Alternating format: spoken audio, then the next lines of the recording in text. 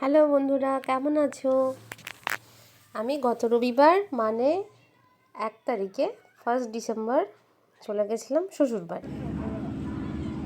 হাওড়া থেকে মেমারি লোকাল ধরেছিলাম সকাল 8:15 ধরে আমরা বেরিয়ে পড়েছিলাম।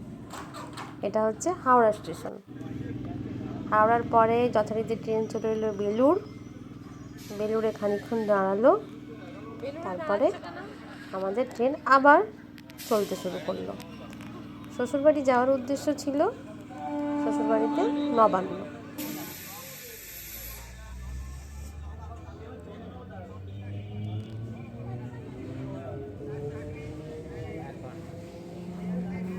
ট্রেনটার কিন্তু বেলুড়ে দাঁড়ানোর কিন্তু কোনো কথা ছিল না। ট্রেনটা গ্যালোপিং ছিল, একদম সোজা গিয়ে শেওড়াফুলিতে দাঁড়ানোর কথা ছিল, কিন্তু মাঝে মধ্যেই দাঁড়াচ্ছে। তো যাই হোক, আমরাও চলেছি, আপনারাও চলুন আমাদের সাথে। ট্রেনে যেতে যেতে বেশ বাইরটা দেখতে খুবই ভালো লাগে। ট্রেনে যাওয়ার মজাই আলাদা একদম।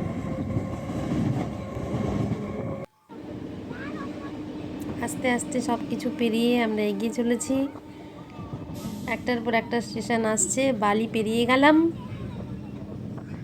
ট্রেন ছুটে চলেছে তার গন্তব্যের দিকে। আজকের গন্তব্য পান্ডুয়া।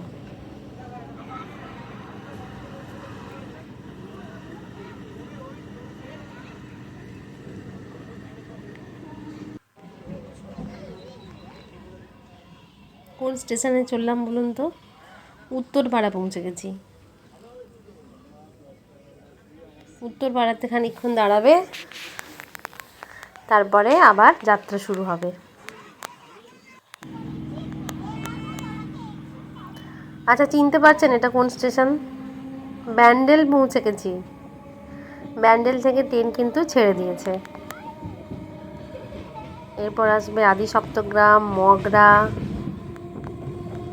তারপরে কি আসবে? এই দেখুন, দেখেছেন পদ্ম ফুলের চাষ হয়েছে,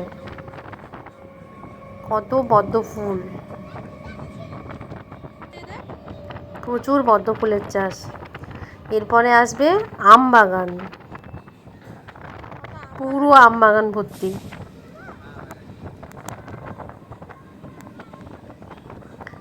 এরপরে মাঠ শুরু হবে। মাঠে এখনকার ধান কাটা চলছে, যেটা এখনকার সময় উপযোগী। কোনো জায়গায় ধান কাটা হয়ে গেছে, কোনো জায়গায় ধান কাটা চলছে, ধান বওয়া চলছে। একটা আলাদাই পরিবেশ।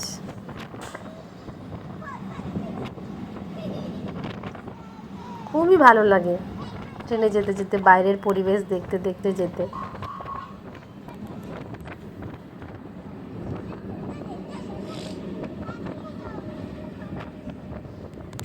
আপনাদেরও দেখতে খুব ভালো লাগছে আশা করি।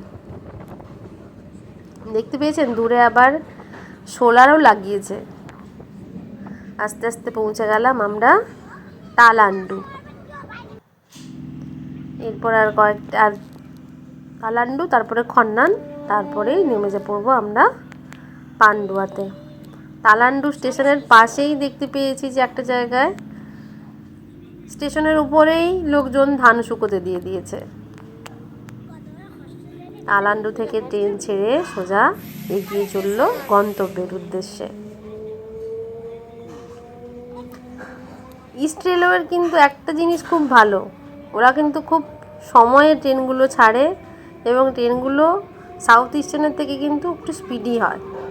চলুন, আমরা পৌঁছে গেছি পান্ডুয়া স্টেশনে। ওই দেখুন, ওকে তাকাতে বলেছি, ও নাচতে নাচতে চলেছে।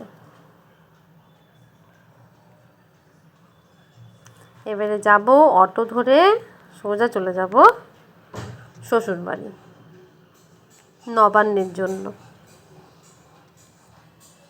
ঠিক আছে? হ্যাঁ, কি উপমা?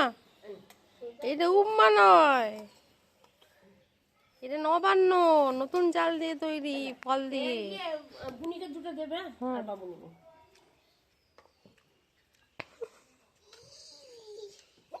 বাবু আর দুটো দেবা না, একটু নিয়ে নাও না। আমি তো নেবো, তুমি আগে খাও, তুমি খাও।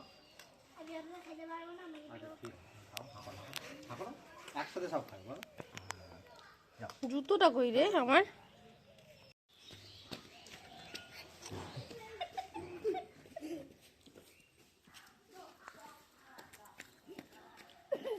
এটা হচ্ছে নতুন চাল দিয়ে ফল দিয়ে মাখা। এটা হচ্ছে নবান্ন। এটার জন্য আজকে কলকাতা থেকে সোজা এখানে হাঁটি। আর যদি দেখছেন পাগলের মতো করে যাচ্ছে, ভিডিওটা করছে, ওটাও সহ্য হচ্ছে না, ও যথারীতি কাকতারুয়ার মধ্যে আসছে।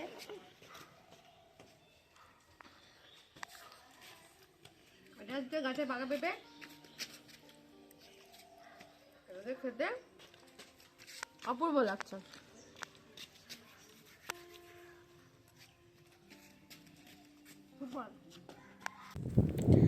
একটু চলুন মাঠ থেকে ঘুরে আসি।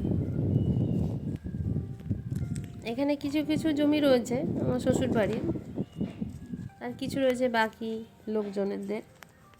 শ্বশুর বাড়িতে এখন ধান উঠছে, তো মেয়ে বেরিয়ে গেল শ্বশুর মশাইয়ের সাথে মাঠের দিকে, যেদিকে ট্রাক্টর রয়েছে।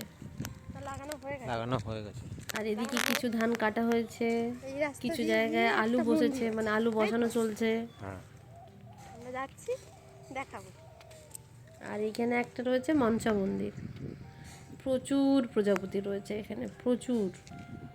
কত প্রজাপতি রয়েছে, দেখো কোনো ফুলগুলো কত সুন্দর হয়ে আছে।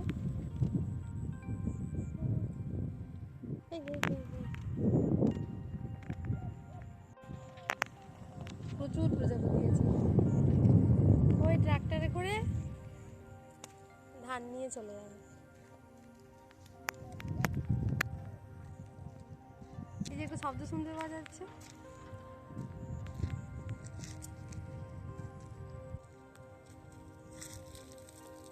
একটা গন্ধ পাবে, দেখো খুব সুন্দর। একটা প্রজাপতি কি সুন্দর উঠছে দেখুন। চলুন এই জিনিসটাকে ক্যাপচার করি, আপনাদের দেখতে দুর্দান্ত লাগবে, অসাধারণ লাগবে।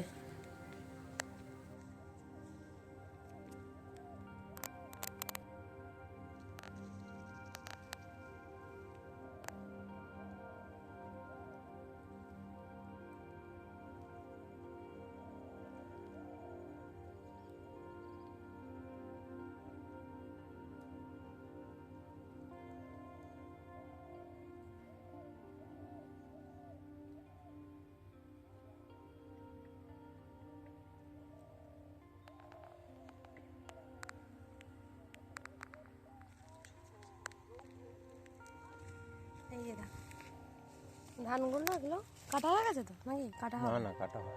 এই ধানগুলো কাটা হবে তো।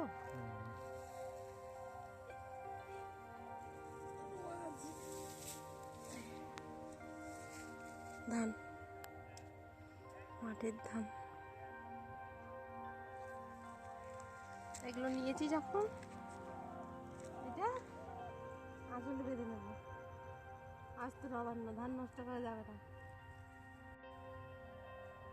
এটা নিয়ে গিয়ে বাড়িতে লক্ষ্মী ঠাকুরকে দিয়ে দেবো।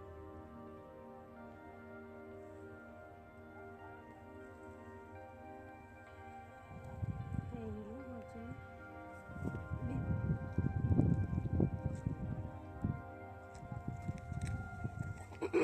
এই সেই মন্দিরের এখানে চলে এসেছি, মাঠের মাঝে একটা মন্দির, মনসা মন্দির।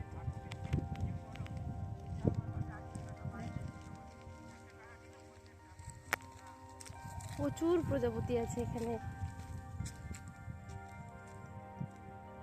প্রচুর প্রজাপতি উঠছে। ছাতিম ফুলের গন্ধের জন্য এত প্রজাপতি। আর এখানের পরিবেশটা অসাধারণ, শান্ত, নিরিবিলি।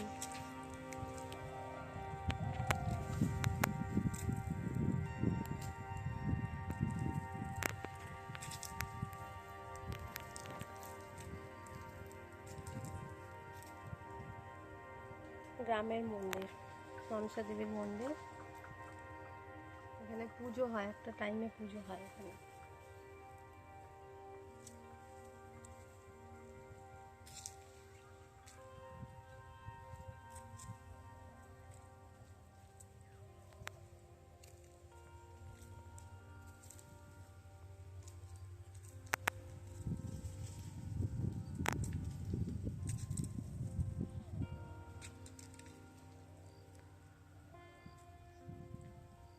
এখানে লেখা রয়েছে 1430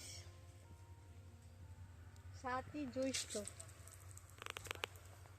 1430 সালের 7ই জ্যৈষ্ঠটা তৈরি করা হয়েছিল। এটা গ্রামের মনসা দেবীর মন্দির।